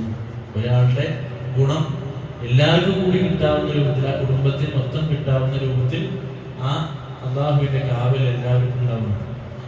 സഈദ് ഇബ്നുൽ മുസയ്യിബ് റഹ്മത്തുള്ളാഹി അലൈഹി, അദ്ദേഹം വലിയ ഭക്തനാണ്. നമുക്കൊന്നും ചിന്തിക്കാൻ കഴിയാത്ത ഭക്തിയാണ് അദ്ദേഹത്തിന്. അദ്ദേഹം പറയുന്നത്, അദ്ദേഹത്തെ കുറിച്ച് പറയുന്നത് കാണാൻ, 40 വർഷത്തോളം അദ്ദേഹം പറയാണ്, അദ്ദേഹത്തിന്റെ ജീവിതത്തിൽ ഓർത്തെടുക്കുന്ന ഒരു സംഭവം പറയാണ്. 40 വർഷത്തോളം ജമാഅത്ത് ഒന്നുപോലും നഷ്ടപ്പെട്ടിട്ടില്ല. ജമാഅത്ത് ഒന്നുപോലും നഷ്ടപ്പെട്ടില്ല. എപ്പം മുതൽ? തക്ബീറത്തുൽ ഇഹ്റാം മുതൽ. തക്ബീറത്തുൽ ഇഹ്റാം എന്ന് പറയുന്നത് ആദ്യം ചൊല്ലുന്ന തക്ബീർ, കൈ ഉയർത്തിയിട്ട് നമ്മൾ പറയുന്ന തക്ബീർ, അല്ലാഹു അക്ബർ എന്നാണ് തക്ബീറത്തുൽ ഇഹ്റാം പറയുന്നത്. പ്രവൃത്തിയല്ല, ആ വാക്കിന് കെട്ടുന്നതിനല്ല, അല്ലാഹു അക്ബർ എന്ന പറച്ചിലാണ് തക്ബീറത്തുൽ ഇഹ്റാം. അപ്പോ അത് നഷ്ടപ്പെട്ടിട്ടില്ല. 40 കൊല്ലമായിട്ട് എന്താ അവസ്ഥ? നമുക്ക് 40 ദിവസം പറയാൻ പറ്റും, 4 ദിവസം പറയാൻ പറ്റും. മറ്റൊരു അദ്ദേഹം തന്നെ പറയുന്ന മറ്റൊരു കാര്യം അദ്ദേഹത്തെ കുറിച്ച് പറയുന്നത്, അദ്ദേഹത്തിന്റെ സന്ദർശനം 30 കൊല്ലത്തോളം അദ്ദേഹം പറയണം, 30 കൊല്ലത്തോളം ഞാൻ പള്ളിയിൽ വന്നിട്ടാണ് മുഅദ്ദിൻ ബാങ്ക് തന്നെ കൊടുത്തത്. 30 കൊല്ലം, അതിൽ തന്നെ 30 കൊല്ലം ഞാൻ പള്ളിയിൽ ഉണ്ടാവുന്ന സമയത്താണ് മുഅദ്ദിൻ ബാങ്ക് കൊടുത്തത്. അപ്പൊ ഒരു നിസ്കാരത്തിന് അദ്ദേഹം കാണിക്കുന്ന ശ്രദ്ധ, അങ്ങനെയുള്ള ഒരു മനുഷ്യന് നഷ്ടപ്പെടും. ബാങ്കിന്റെ മുമ്പ് എത്താൻ ശ്രമിക്കുന്ന ഒരു മനുഷ്യന് എങ്ങനെയാണ് ജമാഅത്ത് നഷ്ടപ്പെടുക? അതാ പണ്ഡിതന്മാർ പറഞ്ഞത്, ഇതൊരു തൗഫീഖാണെന്നാണ്. ഹയ്യ അലൽ സ്വലാ, നമസ്കാരത്തിലേക്ക് വരൂ, ഹയ്യ അലൽ ഫലാ, വിജയത്തിലേക്ക് വരൂ എന്ന് വിളിക്കുമ്പോൾ എവിടുന്ന് തുടങ്ങണം എന്നറിയും. നമുക്ക് അശ്രദ്ധ വരാതിരിക്കാൻ എവിടുന്ന് തുടങ്ങുന്ന വെച്ചാൽ ബാങ്കിന് ജവാബ് കൊടുക്കൽ, ബാങ്കിന് ശേഷമുള്ള പ്രാർത്ഥന, അവിടെ മുതൽ ഒരുങ്ങി വരുന്ന ഒരു മനുഷ്യന് ഒരിക്കലും ജമാഅത്ത് നഷ്ടപ്പെടില്ല എന്നാണ് പറയുന്നത്. അത്ര ശ്രദ്ധിക്കണം എന്നാണ്. കാരണം മരിച്ചാൽ പിന്നെ ഇതേ ഉള്ളൂ, ഈ പറഞ്ഞതും ചൊല്ലിയതും ഒക്കെ ഉള്ളൂ. നമ്മുടെ ജീവിതം അതുമ്മലാണുള്ളത്, വേറെ ഒന്നുമില്ല, അതേ ഉള്ളൂ. അപ്പൊ നോക്കൂ, സഈദ് ഇബ്നുൽ മുസയ്യിബ് റഹിമഹുല്ലാഹ്, അപ്പൊ അദ്ദേഹത്തിന്റെ ഭക്തി നമുക്ക് മനസ്സിലായി. അദ്ദേഹം പറയാണ്, ഇന്നീല ഉസല്ലി, ഞാൻ നിസ്കരിക്കുമ്പോ ഫാദുക്കുർ വലദി, ഞാൻ എൻ്റെ കുട്ടീനെ ഓർക്കും, എൻ്റെ കുഞ്ഞിനെ ഞാൻ ഓർക്കും. ഫഅസീദു ഫീ സ്വലാത്തി, അപ്പൊ എന്ത് ചെയ്യും? എൻ്റെ കുട്ടിയെയും ഭാര്യയും മക്കളൊക്കെ കുടുംബത്തെ ഓർത്താൽ നിസ്കാരം വീണ്ടും അധികരിപ്പിച്ച് ചെയ്യും. എന്നുവെച്ചാൽ അതിന്റെ ഗുണം കുടുംബത്തിന് കൂടി കിട്ടുമല്ലോ എന്ന് കരുതിയിട്ട് ഞാൻ എന്ത് ചെയ്യും? അവർക്ക് കൂടി ഗുണം കിട്ടുന്ന രൂപത്തിൽ ഗുണം കിട്ടുമല്ലോ എന്ന് കരുതി ഞാൻ അധികം നിസ്കാരം നിർവഹിക്കുന്നത്, അധികം പുണ്യം ചെയ്യും എന്നുള്ളതാണ്. കണ്ടില്ലേ? അപ്പൊ ഒരു മനുഷ്യന്റെ നന്മ ആ കുടുംബത്തിനെ മുഴുവൻ ബാധിക്കുന്ന രൂപത്തിലായിരിക്കും. ഒരു മനുഷ്യന്റെ തിന്മയോ അതുമുന്നിൽ തന്നെയാണ്. ഒരു വാപ്പ കൊണ്ടുവരുന്ന പണം പലിശയുടെ പണമാണെങ്കിൽ അത് ആ മക്കളെ ബാധിക്കും. അവർക്ക് ഹറാമ് ചെയ്യാൻ ഒരു എളുപ്പം വരും. പെട്ടെന്നൊന്നും തെറ്റിൽ നിന്ന് ഒഴിവായി നിൽക്കാൻ കഴിയില്ല. തെറ്റിൽ നിന്ന് തൗബ ചെയ്ത് മടങ്ങാൻ പറ്റാത്ത അവസ്ഥ ഉണ്ടാവും. പ്രാർത്ഥനകൾ സ്വീകരിക്കപ്പെടില്ല. ഉത്ബോധനങ്ങൾ ഉള്ളിലേക്ക് കയറാത്ത അവസ്ഥകൾ വരും. ഹലാലായ ഭക്ഷണമല്ല കഴിക്കുന്നെങ്കിൽ ത്വാഅത്ത് ചെയ്യാൻ, അള്ളാന്റെ മുമ്പിൽ കുമ്പിടാൻ ഒന്നും പ്രയാസകരായിരിക്കും, ബുദ്ധിമുട്ടായിരിക്കും. ഒരാളുടെ പ്രവൃത്തി സമ്പാദിച്ചു കൊണ്ടിരുന്നത് സലഫുകൾ, പൂർവികരായ പണ്ഡിതന്മാരുടെ, സഹാബിമാരുടെ ഭാര്യമാര് പറഞ്ഞിരുന്ന കാര്യമാണ്. നമ്മൾ കേട്ടിട്ടുണ്ടാവേ, പ്രസംഗങ്ങളിലൂടെ കേട്ടിട്ടുള്ള കാര്യം. ഞങ്ങളുടെ വയറ്റിൽ തീ നിറക്കരുത് എന്നാണ് ജോലിക്ക് പോകുമ്പോൾ പറയാറ്. ഞങ്ങളുടെ വയറ്റിൽ തീ നിറക്കരുത്, നരകത്തിന്റെ തീ നിറക്കരുത്, പട്ടിണി ഞങ്ങൾ കിടന്നോളാം. അങ്ങനെ പറയുന്ന കേട്ടിട്ട് പോണ മനുഷ്യൻ പിന്നെ ഹറാമില്ലാത്ത ഒരു മാർഗം സ്വീകരിക്കും, ഹറാമിന്റെ ഒരു മാർഗം സ്വീകരിക്കും. അപ്പൊ ഇങ്ങനെയുള്ള ഭക്തിയുടെ വിഷയം കൂടി ഇവിടെ ഉണ്ട്. അള്ളാന്റെ കാവൽ കിട്ടുന്ന മാർഗങ്ങളും ഒക്കെയാണ് നമ്മൾ പറഞ്ഞത്.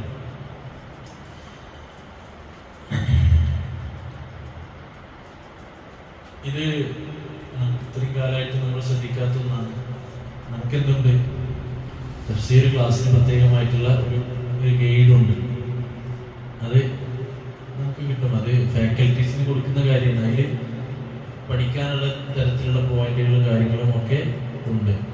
അത് നോക്കിക്കഴിഞ്ഞാൽ ഒരു അമാനിയുടെ തഫ്സീറിൽ നിന്നും മറ്റു ഗ്രന്ഥങ്ങളിൽ നിന്നൊക്കെയുള്ള ഒരു ചുരുക്കം ഇതിൽ നമുക്ക് കാണാൻ കഴിയും. ഇതിൽ ഭാഷാപരമായ ചർച്ചകൾ, ഞാൻ ഇന്ന് കുറച്ച് ഭാഷാപരമായിട്ടുള്ള പ്രയോഗങ്ങൾ പറയാൻ തന്നെ കാരണം, പരീക്ഷയ്ക്ക് വരുമ്പോൾ KHS പരീക്ഷയ്ക്ക് ഭാഷാ പ്രയോഗങ്ങൾ ചോദിക്കുന്നുണ്ട്, പദാർത്ഥങ്ങൾ ചോദിക്കുന്നുണ്ട്, തജ്വീദ് നിയമങ്ങൾ ചോദിക്കുന്നുണ്ട്. ഇതൊക്കെ കൂടിയിട്ടുള്ളതാണ്. അപ്പൊ അങ്ങനെയുള്ള കാര്യങ്ങൾ ഇതിൽ തജ്വീദ് നിയമം പറയുന്നത്, പിന്നെ ഇപ്പൊ നമ്മൾ പുതിയ ആയത്തിൽ അന്തിക്ക് റബ്ബിഹിം മുഅരിദൂൻ എന്ന് പറഞ്ഞത്, റബ്ബിഹിം മുഅരിദൂൻ. അപ്പൊ റബ്ബിഹിം എന്ന് പറയുന്ന മീമിന് എന്താ? സുക്കൂനാണ്. മുഅരിദൂൻ എന്ന് പറയുന്ന മീമിനോ ലൊമ്മാണ്. ലൊമ്മ് എന്ന് വെച്ചാൽ ഹർക്കത്താണ്. ഹർക്കത്ത് എന്ന് പറഞ്ഞാൽ സുക്കൂനല്ലാത്ത ഫത്ഹ് കസ്ർ ലൊമ്മിനാണ് ഹർക്കത്ത് പറയുക. സുക്കൂന് പറയില്ല, സുക്കൂന് ഹർക്കത്താണ്. ഒരു ഹർക്കത്തും ഇല്ലാത്ത അവസ്ഥക്കാണ് സുക്കൂൻ എന്ന് പറയുന്നത്. സുക്കൂൻ എന്ന് വെച്ചാൽ ശാന്തത, ഒന്നും ഇല്ലാത്ത അവസ്ഥ എന്നല്ല, മനസ്സിലായി? അപ്പോ ഹർക്കത്ത് പറഞ്ഞാൽ മൂന്നെണ്ണേ ഉള്ളൂ, ഫത്ഹ് കസ്ർ ലൊം. അപ്പൊ ഹർക്കത്തുകളായിട്ടുള്ള സുക്കൂൻ ചെയ്തൊരു മീമിന് ശേഷം ഫത്ഹോ കസ്റോ ലൊമ്മോ ഒറ്റ വാക്കിൽ പറഞ്ഞാൽ ഹർക്കത്ത് ചെയ്യപ്പെട്ട മീം വന്നാൽ രണ്ടും കൂടി ഒറ്റ ഒന്നാക്കി ഓതണം. ഇദ്ഗാം ചെയ്ത് ഇദ്ഗാമുൽ മീമിസാക്കി സുക്കൂൻ ചെയ്ത മീമിനെ ചേർത്ത് ഓതൽ എന്നുള്ളതാണ് ആ നിയമത്തിന്റെ അർത്ഥം. വേറെ ഗ്രൂപ്പില് തജ്വീദിന്റെ ഇതുണ്ടല്ലോ, ഓതുകയും തിരുത്തുകയും ചെയ്യുന്നുണ്ട്. ശരി, പിന്നെയുള്ള ആയത്തിൽ അല്ലാഹു പറയുന്നു, അംലഹും ആലിഹത്തും തംനഉഹും മിൻ ദൂനിന, നമുക്ക് പുറമെ അവർക്ക് ശിക്ഷകളിൽ നിന്ന് തടയുന്ന വല്ല ഇലാഹുമാരും അവർക്കുണ്ടോ? അവർക്കില്ല എന്ന് സ്ഥാപിക്കാനാണ് ചോദ്യം. ഉണ്ടോ എന്ന് ചോദിച്ചാൽ ആ ഉണ്ട്, മറുപടി പറയാൻ അല്ല, ആരുമില്ല എന്നുള്ള. ലാ യസ്തതിഊന നസ്റ അൻഫുസിഹിം, സ്വന്തത്തെ രക്ഷപ്പെടുത്താൻ സാധിക്കില്ല. അല്ലാഹ് ഒരു ഉദാഹരണം പറഞ്ഞു നോക്കൂ നിങ്ങൾ. അല്ലാഹു പറഞ്ഞൊരു ഉദാഹരണം അല്ലാഹ് അല്ലാത്ത ആരാധ്യന്മാരുടെ നിരർത്ഥകത ബോധ്യപ്പെടുത്താൻ പറയണം. ഒരു അവർക്ക് കാണിക്ക വെച്ച കാണിക്കയിൽ നിന്നും ഒരു ഈച്ച വന്നിട്ട് ഇങ്ങനെ ഈച്ച കൈക്കുമ്പിളിൽ അതിന്റെ ഉപയോഗിച്ചുകൊണ്ട് അതിന്റെ വായിൽ കൊണ്ടുപോകുന്ന ഭക്ഷണം എത്ര ചെറുതാണ്, ചെറിയൊരു അംശം മാത്രമേ നമ്മൾ വളരെ ലെൻസ് വെച്ച് നോക്കിയാൽ മാത്രമേ കാണൂ, അല്ലേ? അത്ര സൂക്ഷ്മമായ സൂക്ഷ്മദർശിനിയിലൂടെ നോക്കിക്കഴിഞ്ഞാൽ കാണാവുന്ന അത്രയും ലളിതമായ ഒരു ഭക്ഷണം അത് തട്ടിയെടുത്താൽ ആ ഈച്ചയിൽ നിന്ന് തിരികെ വാങ്ങാൻ കഴിയാത്തവരാണ് ആരെയും പിന്നെ അള്ളാഹുക്ക് പുറമെ പ്രാർത്ഥിക്കപ്പെടുന്ന ദിവ്യ പുരുഷന്മാർ, പുണ്യപുരുഷന്മാരായി സങ്കല്പിക്കപ്പെടുന്ന ആളുകൾ എന്നാണ് അള്ളാഹു പറയുന്നത്. ആലോചിച്ചു ആ പ്രയോഗത്തിന്റെ അതുപോലും കഴിയില്ല എന്നാണ് അള്ളാഹ് ഉദാഹരണം പറഞ്ഞു. ഉദാഹരണം, ഒരു ഈച്ച കാണിക്കയിൽ നിന്ന് എടുത്തു കൊണ്ടുപോകുന്ന ഭക്ഷണത്തിന്റെ അളവ് എത്ര ചെറുതാണ്, അത് തിരിച്ചു വെപ്പിക്കാൻ കഴിയാത്തവർ നിങ്ങൾക്ക് ഇങ്ങനെ ഉപകാരം ചെയ്യുമെന്നാണ്. ഇത് ഒരു ബുദ്ധിയുള്ള ഒരു മനുഷ്യനും ഒരു സാധാരണക്കാരനും ഒരുപോലെ ബോധ്യപ്പെടുന്ന ഏറ്റവും സരളമായ ലളിതമായ ഉദാഹരണം തിരിച്ചെടുക്കാൻ കഴിയാത്തവർ ഇവരോടാണല്ലോ നിങ്ങൾ പ്രാർത്ഥിക്കുന്നത്. അപ്പൊ ഇത് കാണുന്ന ഒരു കാഴ്ചയാണ്. ദർഗയിൽ പോയാൽ നമുക്ക് കാണാം, അവിടെ വെച്ചതൊക്കെ പല രൂപത്തിലുള്ള ദർഗകളുണ്ട്. അവിടെ കാണിക്ക വെച്ചിട്ടുണ്ടെങ്കിൽ അവിടെ ഈച്ച ഉണ്ടാവും, ബാക്കിയുള്ളതുണ്ടാവും, ചന്ദനം പോകുന്നുണ്ടാവും, പലതും തിരികളും പോകുന്നുണ്ടാവും. അതിൽ നിന്നൊന്നും എടുത്തു കൊണ്ടുപോകുന്നത് തടയാൻ പോലും കഴിയാത്തവരാണ്. അവിടെ എലി ഉണ്ടാവും, ചിലപ്പോൾ എലികൾ സ്പീഡ് പോകുന്നുണ്ടാവും, അതിന് തച്ചുല്ലാൻ കഴിയില്ല, പോവും. എലി പോവും, എലിക്കെന്ത് ചാറും, എലിക്കെന്ത് ദർഗയാണ്, എലിയോടുള്ളതൊക്കെ കടിച്ചിട്ട് പോകും, അല്ലേ? ഉറങ്ങുന്ന സമയത്ത് രാത്രികൾ എല്ലാവരും കിടന്ന് ഉറങ്ങുന്ന സമയത്ത് അവിടെ പൂച്ച കയറും, പലതും കയറി മേയും. അപ്പൊ ഇതൊന്നും ജീവികളെ സംബന്ധിച്ചിടത്തോളം അവർക്ക് വലിയില്ലല്ലോ, അവര് വലിയ നോക്കണല്ലോ, അവർ കയറി ചെന്ന് അങ്ങനെ പോവല്ലേ, അവർക്ക് ഇപ്പൊ എന്താ സിമെന്റിന്റെ ഒരു തറയാണ്. അപ്പോ ഇനി നല്ല മനുഷ്യന്മാരാണെന്ന് തന്നെ വെക്കണേ.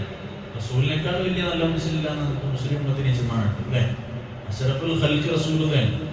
റസൂലുള്ളാഹി ഒരു ഹദീസിൽ കാണാം, അല്ലാഹു സുബ്ഹാനഹു വ തആല നബിയുടെ ഖുർആൻ ശ്രുതി മധുരമായി പ്രവാചകൻ ഖുർആൻ പാരായണം ചെയ്യുന്നത് കാതോർത്ത് അല്ലാഹു സുബ്ഹാനഹു വ തആല സശ്രദ്ധം വീക്ഷിക്കുന്നത് പോലെ മറ്റൊന്നും അല്ലാഹു വീക്ഷിക്കുന്നില്ല.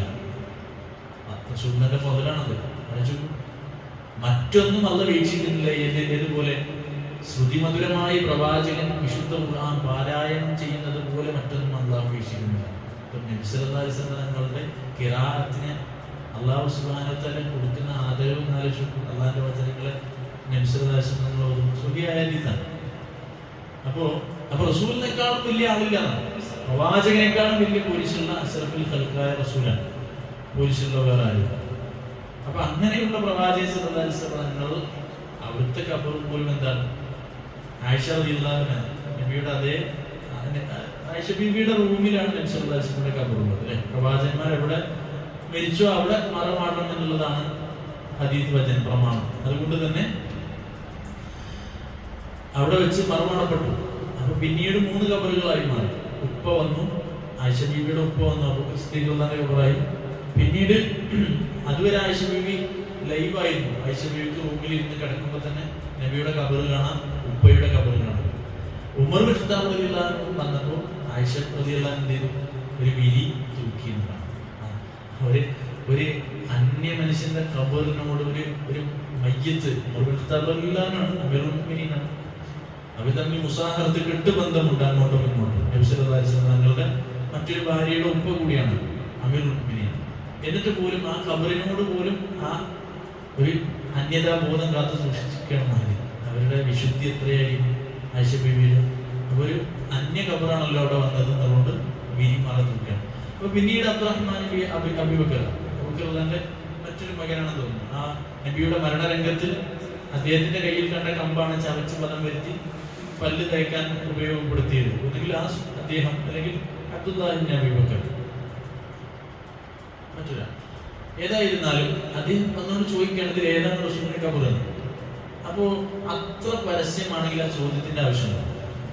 അത് നബിയുടെ ഖബർ ഏതാണെന്ന് പോലും തിരിച്ചറിയാൻ കഴിയാത്ത രൂപത്തിൽ 3 ആളുകളിലും ഒരുപോലെ ആയിരുന്നു. ദിവ്യത്വം കൽപ്പിക്കപ്പെടുമായിരുന്നെങ്കിൽ നബിയുടെ ഖബർ അവരെ എന്താക്കി മാറ്റുമായിരുന്നു? ആ ചോദ്യത്തിന്റെ തന്നെ ആവശ്യം ഉണ്ടാവുമായിരുന്നു. ആയിഷ ബീവിയോട് ചോദിക്കേണ്ട ആവശ്യം വരത്തിൽ ഏതാണ് നബിയുടെ ഖബർ എന്നുള്ളത് അത് വേറെ തന്നെ മനസ്സിലാക്കാൻ പറ്റുമായിരുന്നില്ല. അപ്പൊ അത്ര ലളിതമായ അതുപോലെ ആയിരുന്നു അവരുടെ ആ നമ്മളിന്ന് കാണുന്ന ചാണകം മാത്രം മണ്ണ് കൂട്ടി വെച്ച നിലയ്ക്ക് തന്നെ ആയിരുന്നു ഇവരുടെ ഖബറുകൾ. ആ ചോദ്യം ചരിത്രത്തിൽ കാണാം. അവർ കാണിച്ചു കൊടുക്കുക, ഇത് റസൂലുള്ളത്, ഇത് അബൂബക്കർ സിദ്ദീഖ് റളിയല്ലാഹു അൻഹു എന്ന് കാണിച്ചു കൊടുക്കുകയാണെന്നുള്ളതാണ്. അപ്പൊ അത് ഞാൻ പറഞ്ഞു വരുന്ന ആ സംഭവത്തിൽ നബിയുടെ ഖബറിൽ നിന്നോ അബൂബക്കർ സിദ്ദീഖ് റളിയല്ലാഹുവിന്റെ ഖബറിൽ നിന്നോ ഒന്നും ഒരു പ്രത്യേക പോലീശ കൽപ്പിച്ചിട്ടേ ഇല്ല. ആ ഖബറിന്റെ കാഴ്ചയിലുമില്ല, പ്രകടഭാവത്തിലുമില്ല, അവിടെ ചെയ്യുന്ന പ്രവർത്തനങ്ങളിലും അങ്ങനെ ഒരു വ്യത്യസ്തത പുലർത്തിയിട്ടേ ഇല്ല. പിന്നെ അല്ലേ നബിക്ക് താഴെയല്ലേ ബാക്കി എല്ലാവരും വരും. പിന്നെ എന്തടിസ്ഥാനത്തിലാണ് നബി അല്ലാത്തവരുടെ ഖബറുകൾ നബിയുടേത് പോലും പറ്റില്ല.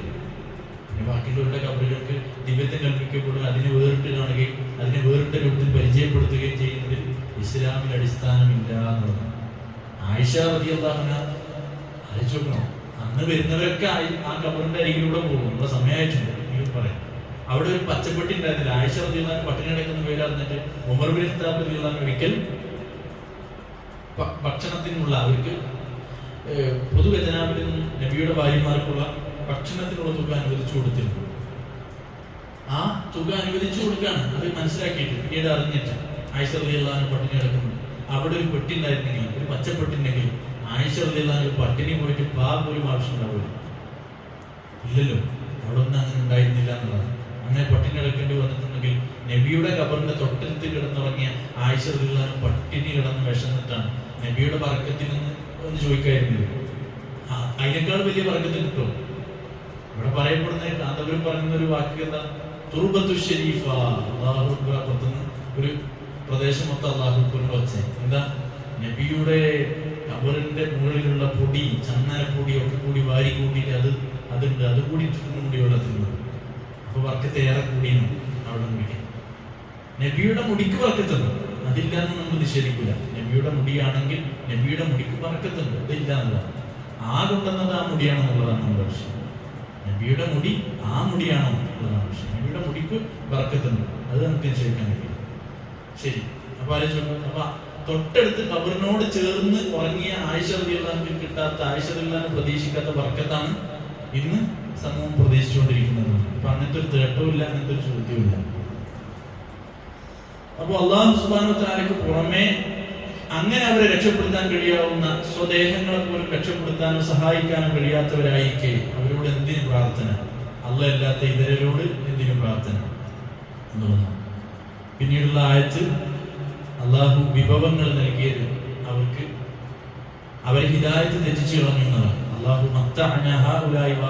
അവർക്കും പിതാക്കന്മാർക്കും ഒക്കെ നൽകിയ വിഭവ സമൃദ്ധി, അവർക്ക് നൽകിയ ആയുസ്, അത് അള്ളാഹു സുബ്ഹാനഹു വ തആലയുടെ മാർഗത്തിൽ ഹിദായത്ത് പോയി പോകാൻ കാരണമായി.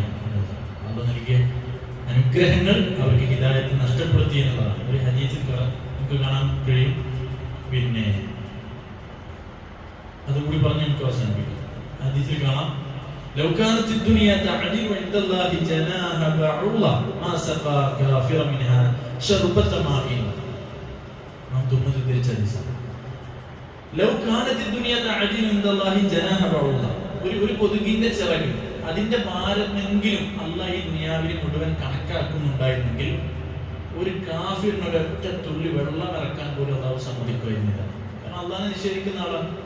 അപ്പൊ അല്ലാഹു അത്ര പോലും ഈ ദുനിയാവിനെ കണക്കാക്കുന്നില്ല. അതുകൊണ്ടാണ് അവർക്ക് ഇവിടെ എന്ത് സമൃദ്ധി നൽകുന്നതിനും അതൊരു വിഷയമല്ലാത്തത്. ഏറ്റവും കൂടുതൽ കാഫിറുകളായാലും നിഷേധികളായിരുന്നാലും ഒക്കെ ഇവിടെ സുഖങ്ങളിലാണല്ലോ. അതെന്തുകൊണ്ടാണ് അള്ളാഹു വില വെക്കാത്തത്? എന്തുകൊണ്ടാണ് അള്ളാഹു സുബ്ഹാനഹു വ തആല അത് കണക്കാക്കിയത്? അള്ളാഹിന്റെ അടുക്കൽ ഒരു കൊതുകിന്റെ ചിറകിനോളം പോലും ഈ ദുനിയാവിൽ വിലല്ല എന്നുള്ളത് കൊണ്ടാണ്. അള്ളാഹ് കണക്കാക്കുന്നില്ല. നശിച്ചു പോകേണ്ട ഈ ലോകത്തെ അള്ളാഹ് കണക്കാക്കുന്നേ ഇല്ല. ഇത് മനുഷ്യരെ പരീക്ഷിക്കാൻ അള്ളാഹ് വെച്ചിട്ടുള്ള ഒരു അലങ്കാരവും അള്ളാഹ് വെച്ചിട്ടുള്ള ഒരു ലോകമാണ്. അള്ളാഹ് കുറച്ച് കഴിഞ്ഞാൽ അത് എടുത്തു മാറ്റുന്നതാണ്. അപ്പൊ മനുഷ്യരെ പരീക്ഷിക്കാൻ വെച്ചിട്ടുള്ള ഒരു സംവിധാനമാണ് എന്നത് മാത്രമാണ്. ഒരു ഇറക്ക് വെള്ളം പോലും അള്ളാഹ് കൊടുക്കുമായിരുന്നില്ല എന്നുള്ളതാണ്. അപ്പൊ അള്ളാഹിന്റെ അടുക്കൽ അപ്പൊ അനുഗ്രഹം എന്തല്ല, അള്ളാഹ് ഇഷ്ടപ്പെട്ടിട്ട് അവരെ ആദരിച്ച് കൊടുക്കുന്നതല്ല. ഒരു മനുഷ്യന് അനുഗ്രഹവും ധാരാളിത്തവും പിന്നെ സൗകര്യങ്ങളൊക്കെ അള്ളാഹ് കൊടുത്തു കഴിഞ്ഞാൽ വിശ്വാസിക്കാണെങ്കിൽ നല്ല നിലയ്ക്ക് ശുക്ർ ചെയ്ത് പോകുന്ന മനുഷ്യന് അള്ളാഹ് നിലനിർത്തി കൊടുക്കും. അള്ളാഹു സുബ്ഹാനഹു വ തആല അത് നൽകും. എന്നാൽ അത് നന്ദി കാണിക്കുന്നില്ലെങ്കിൽ അള്ളാഹു സുബ്ഹാനഹു വ തആല അത് അദാബാക്കി പരലോകത്ത് മാറ്റും എന്നുള്ളതാണ്. അപ്പൊ ഇത് ഹിദായത്തിൽ നിന്ന് തടഞ്ഞു. അപ്പൊ നല്ല നിലയ്ക്ക് എല്ലാവർക്കും പണമില്ലാത്തത് എന്താന്ന് മനസ്സിലായില്ലേ? ഇവിടെ ഒരു സ്വത്ത് തികയില്ല. അപ്പോൾ അള്ളാഹു സുബ്ഹാനഹു വ തആല എല്ലാവരും വലിയ ധനാഢ്യന്മാരാക്കി കഴിഞ്ഞാൽ, കോടീശ്വരന്മാരാക്കി കഴിഞ്ഞാൽ എന്താ അവസ്ഥ? പള്ളിയൊക്കെ കൂട്ടേണ്ടി വരും. ആരും പള്ളിക്ക് വന്ന് നിസ്കരിക്കാൻ ആളുണ്ടാവില്ല. കുറച്ച് ആളുകളെയും ഉണ്ടാവട്ടെ എന്ന് കരുതിയിട്ടാണ് അള്ളാഹു സുബ്ഹാനഹു വ തആല എന്ത് ചെയ്യുന്നത്? നമുക്ക് കുറച്ചൊക്കെ മുറുക്കങ്ങളും ഇടുക്കങ്ങളും ഒക്കെ അള്ളാഹ് നൽകുന്നത് എന്നതാണ്. അല്ലാതെ അള്ളാഹു അത് ആദരിച്ച് നൽകുന്നതല്ല എന്നാണ്. അള്ളാഹിനെ ഓർമ്മ വരാൻ, പഠിച്ചവന്റെ ഓർമ്മ ഉണ്ടാവാനാണ് അള്ളാഹു സുബ്ഹാനഹു വ തആല പിടിച്ച് നൽകുന്നത്. ചിലപ്പോൾ അള്ളാഹു സുബ്ഹാനഹു വ തആല കുറച്ച് ഇടിവ് കൊടുക്കുന്നതൊക്കെ ആ ഓർമ്മ നിലയ്ക്കാണ്, അല്ലെങ്കിൽ പിഴച്ചങ്ങനെ പോകും. അതാണ് അള്ളാഹുവിന്റെ ഓർമ്മ നിലനിൽക്കാൻ വേണ്ടിയാണ് അള്ളാഹു സുബ്ഹാനഹു വ തആല ഈ അനുഗ്രഹ പ്രയാസങ്ങൾ